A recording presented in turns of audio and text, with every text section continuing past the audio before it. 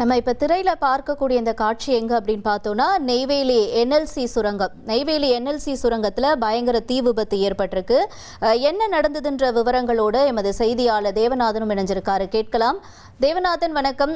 காலையிலேருந்தே பார்த்தோம், ஏற்கனவே இங்கே சென்னையில் மணலியில் ஒரு தனியார் தொழிற்சாலை எரிந்து தீ விபத்து ஏற்பட்டு ஒரு பரபரப்பை ஏற்படுத்தி இருந்துச்சு. இப்போ நெய்வேலி என்எல்சியிலையும் பயங்கர தீ விபத்து ஏற்பட்டிருக்கிறதா சொல்லப்பட்டிருக்கு. என்ன நடந்துச்சாங்க, அதனுடைய தகவல்களை சொல்லுங்கள்.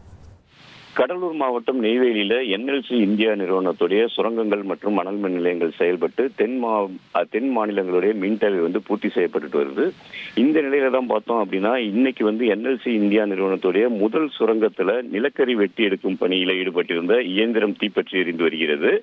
இந்த இயந்திரம் பார்த்தோம் அப்படின்னா மிடில் பெஞ்ச், அதுல 3 அடுக்குகளாக இருக்கும். அதுல மிடில் பெஞ்ச் பகுதியில் இருந்த கன்வேயர் பெல்ட்ல திடீரென தீயானது பற்றப்படுகிறது. அதனைத் தொடர்ந்து அந்த தீ மலமளவென பரவி பல கோடி ரூபாய் மதிப்பிலான அந்த இயந்திரம் தற்போது தீப்பிடித்து எரிகிறது. இதன் காரணமாக அந்த என்எல்சி இந்தியா நிறுவனத்துடைய முதல் சுரங்கத்தின் ஒரு பகுதியில தற்போது அந்த நிலக்கரி வெட்டி எடுக்கும் பணியானது பாதிக்கப்பட்டிருக்கு. தீயணைப்புத்துறை வீரர்கள் விரைந்து சென்று அந்த தீயை அணைக்கும் பணியில் ஈடுபட்டிருக்காங்க.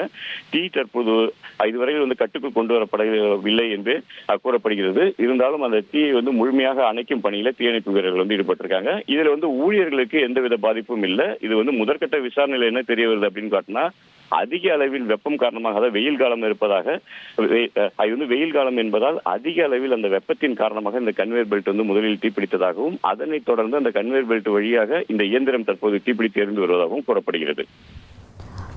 உங்களுடைய தகவல்களுக்கு நன்றி தேவநாதன். பல கோடி ரூபாய் மதிப்பிலான இயந்திரத்தில் தீ விபத்து ஏற்பட்டிருக்கு நெய்வேலி என்எல்சியில். இதனுடைய விவரங்களை செய்தியாளர் தேவநாதன் வழங்கிட நாம கேட்டோம்.